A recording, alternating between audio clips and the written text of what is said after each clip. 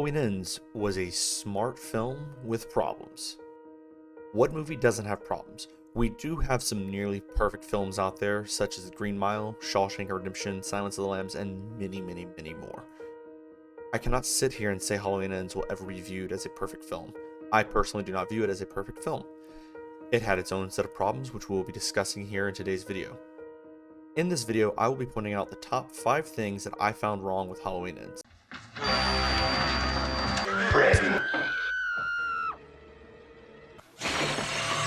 I'm fucking infamous. Welcome to Podcast and Kill, a channel dedicated to everything horror. If you're new to the channel, be sure to subscribe with bell notifications turned on so you don't miss out on my next video. If you enjoyed the video, be sure to drop a like on it. Now that the boring part's out of the way, let's jump right into the video. To start off, yes, Michael Myers has officially died. So anyone who's ever tried to debate Michael versus Jason with me, and I've always said Michael's never officially died, yes, you can officially say he has died, but on this timeline. And I know many fans are upset over this. This was probably the only solid way to end the timeline without leaving an open ending for future films. David Gordon Green came in and said he was only doing 3 films, and he did so. Let's talk about what they did wrong on Halloween Ends. Number 1, the movie, it did need character development. I understand that. What they could have done was shorten that up somewhat, allowing more screen time for Michael. That could have won over a lot more of the negative fans somewhat. I feel like less screen time for him.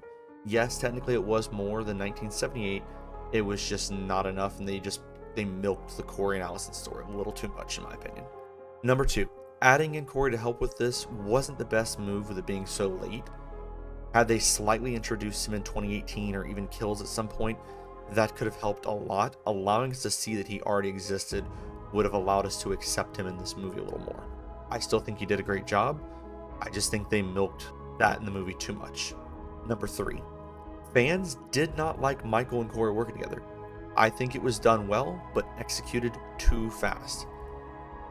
Since they overly focused on Corey and Allison, that made the ending feel a little rushed. Number 4, I will say, seeing Michael old and thrown around did not look good, which I understand everyone's frustration on this.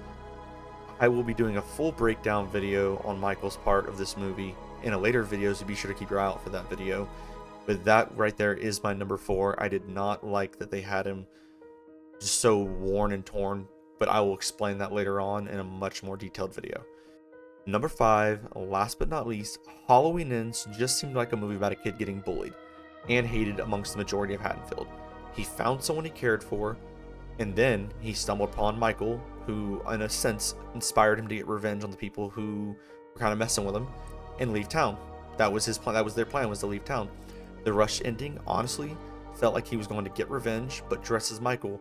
So if someone saw him, they could easily just blame Michael. They saw Michael Myers killing someone, while he and Allison escaped to live new lives. I really do not mind that story if that's the direction they went. I just feel they could have executed this whole thing much smoother, which would have been received so much better from fans and would have gotten much better reaction overall. These are just a few things that I can immediately pick out on and see was wrong with the film.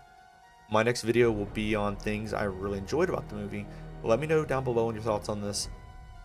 That's all I have for now. Thank you for watching and have a good night.